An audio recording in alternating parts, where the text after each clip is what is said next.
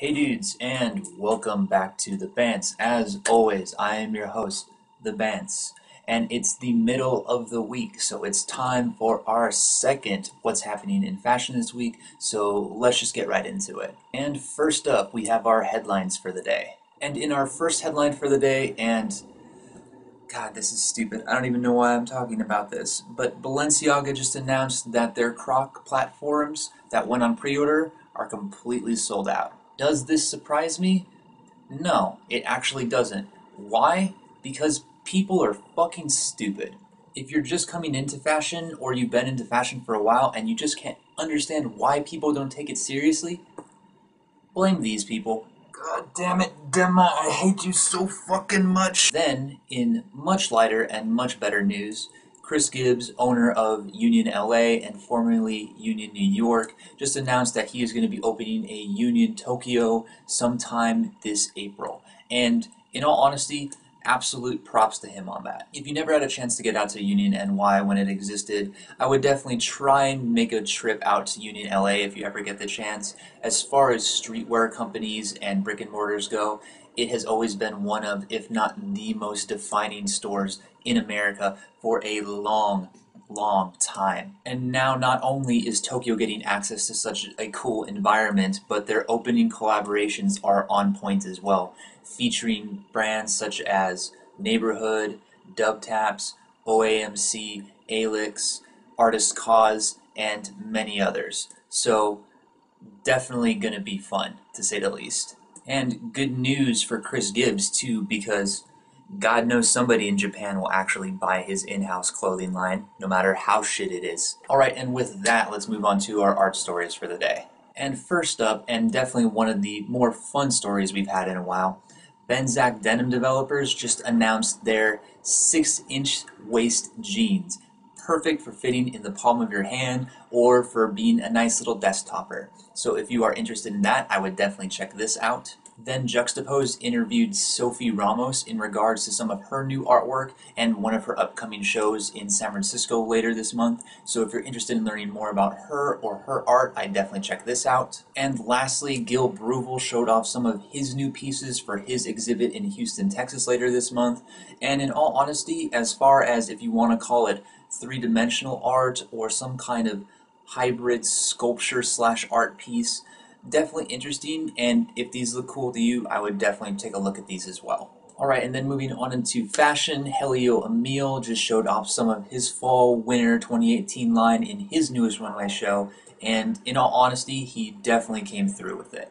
For those of you unaware of who Heliot is, he's definitely one of the more interesting up-and-coming designers on the techwear front, and if you couldn't tell by now, he definitely delivered here.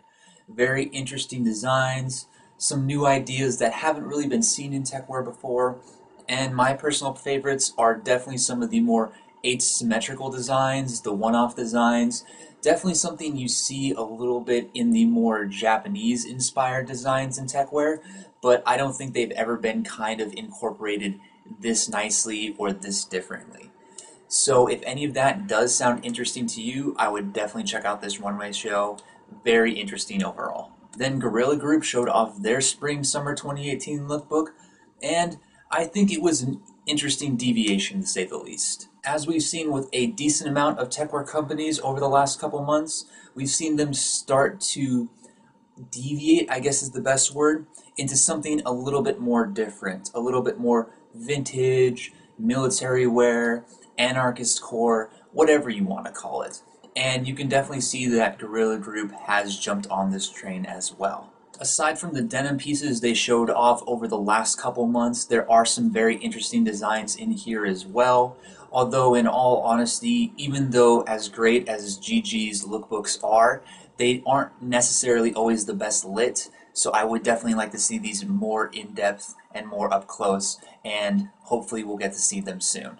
Then Diesel, coming off of their very well done bootleg collection, just announced and also showed off some pieces done in collaboration with Shayne Oliver of Hood by Air design fame. And now I know what you might be thinking. This probably went one of two ways. It either went, one, the way that he did at Helmut Lang, and went completely boring, completely drab, and wasn't worth the time, or two, he went completely hood by air and made very bondage and crazy and wild and pretty much stupid designs. And if you guessed number two, you are definitely correct. And yes, I did just call this collection stupid, but I mean that in a very fun and playful way. I mean, how can you not laugh at the idea of a bondage-esque denim jumpsuit or coverall? I mean, just how cool is that? Sure, I wouldn't call everything in this collection day-to-day wearable, but it's good to see that it wasn't Shayne Oliver that had become boring over at Helmut Lang. It was just Helmut Lang being Helmut Lang. So, at the very least, congrats to Shayne Oliver. It looks dope. Then Wayward showed off their lookbook for their Spring-Summer 2018 collection, and it's pretty decent overall. Wayward is one of those smaller, up-and-coming skate/streetwear companies, and in all honesty, you can't really expect much from any of these companies, but I do have to say that as far as designs go, graphics go, logos go, Wayward usually does a pretty decent job overall, as they did here. My only real big gripe with the company so far is I still believe that their clothing is still just a tad bit too expensive, especially if they're trying to be a skate company. But at the very least, if you consider yourself a fan of streetwear or skatewear, give it a look. Maybe you'll find something you enjoy. Then brand Reconstruct showed off their Fall/Winter 2018 lookbook, and it's interesting to say the least. If nothing else, this collection definitely holds up to the name of the brand. Everything here has been deconstructed, reconstructed, and there's not really any rhyme or reason, choice of material, choice of color, choice of silhouette really. Everything has been broken down and redone, and it's crazy to say the least. Do I think it's great? Definitely not. Do I think it works out? No, I don't think it works out either. But at the very least, I do think the ideas are here. I do think some design concepts were done well in this collection. And I do feel that if they can kind of streamline and refine a couple of the ideas here, the next couple collections might actually turn out to be something pretty amazing, so at the very least, I wish the best of luck to them. Then brand Ground Zero showed off their Fall/Winter 2018 lookbook, and unfortunately, it's very hit or miss. In all honesty, this collection is pretty boring overall. I don't really find a lot of inspiration in a lot of the pieces. I feel like a lot of the pieces are very drab, but the only reason I'm really talking about this collection is the highlights, and the highlights are definitely amazing. And that's pretty much all of the outerwear here. The silhouettes are there, the graphics are there, they're fun, they're exciting, they're interesting, and they really have a different design to pretty much match any kind of taste you have in fashion, as long as it's menswear for the most part. So if you're at least interested in looking into maybe some interesting creative outerwear pieces that you haven't seen before, I would definitely give these photos a look. Then brand Ambush showed off some of their Spring/Summer 2018 collection, and honestly, I think they did pretty well overall. One thing that always really gets me about menswear is how often accessories tend to be undermined, so it's really nice to see Ambush put out some really nice pieces and some really unique pieces without having to deal with all of that garbage that people spew about what is and what isn't wearable as far as accessories and fashion jewelry goes to men. Yes, however, Ambush is definitely on the crazier side of accessories in general, and these pieces definitely aren't for everybody. But if you are looking for something a little bit crazier, a little bit more unique, a little bit more over the edge as compared to just your standard chain bracelet or skull necklace or whatever the fuck people consider men's jewelry nowadays, I would definitely check out this collection and definitely check out the brand in general. And lastly, brand Hidden Characters showed off some new images of their newest collection, and once again, pretty decent overall. Just like as I was talking about with Wayward earlier in this video, Hidden Characters is another one of those up-and-coming streetwear brands as well. Although instead of being more skate influenced in the way Wayward is, they're definitely more cav-amped undercover influenced, if that makes sense. And once again, just as I said about Wayward as well, there are some decent graphics here, There are some interesting designs here, but once again, still priced a little bit too high, and holy fuck is your website atrocious. It's just fucking awful. But yeah, once again, if you're a fan of streetwear, I would definitely check them out too.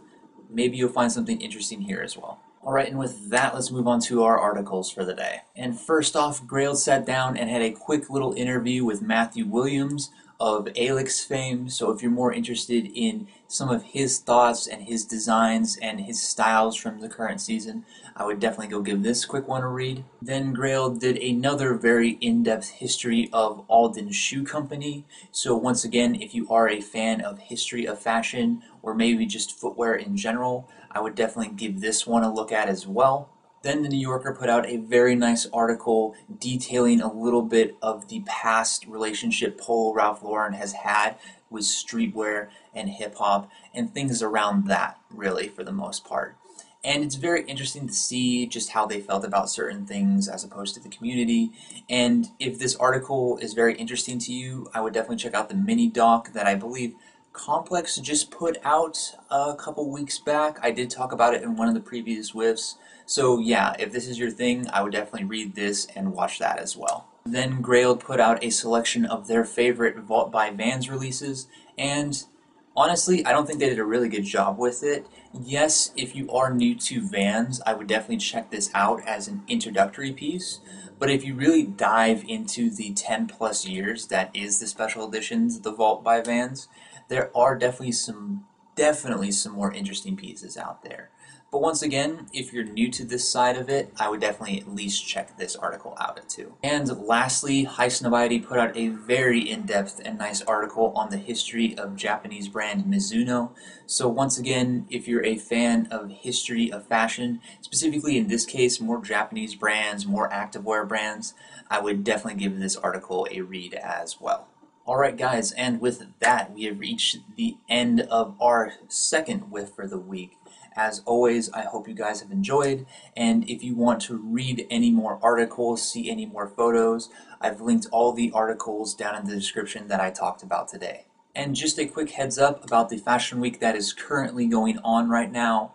More than likely, I'm not going to be doing another live stream of it just because it really took a long fucking time, but you'll probably more than likely see me do an overview video of it sometime after I complete the New York Fashion Week one, so be on the lookout for that as well. And with that guys, thank you as always for watching the video and supporting my content. If you have any questions, comments, concerns, or just want to talk fashion in general, feel free to hit me up in the comments below. I'm always willing to talk fashion. And thank you again guys, and as always, until next time.